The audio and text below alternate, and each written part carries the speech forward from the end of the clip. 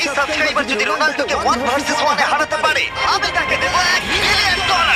এই ভিডিওতে তোমরা দেখতে চলেছো সবথেকে মহান, ও মাই গড, সবথেকে শক্তিশালী এবং এই পৃথিবীর সবথেকে দ্রুত অ্যাথলিটদের যারা সাধারণ মানুষের সাথে কম্পিট করবে। শুরু করবো টম ব্রেডিকে দিয়ে।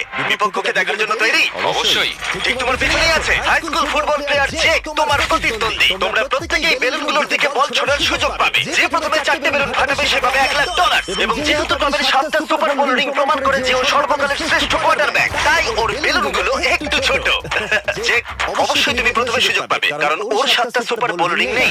প্রথম বেলুনটা ফাটানোর চেষ্টা করো। প্রথম 1 ভার্সেস 1 এখন শুরু হচ্ছে। এটা যদিও সহজ ছিল, ভালো খেলেছো। এবার তুমি টম। বেশ, তাহলে আমি শুরু করি। ওটা খুব সহজে করে ফেললো। উনি তো চোখের নিমেষে করে ফেললেন। এবার এটা 20 গজ দূরে।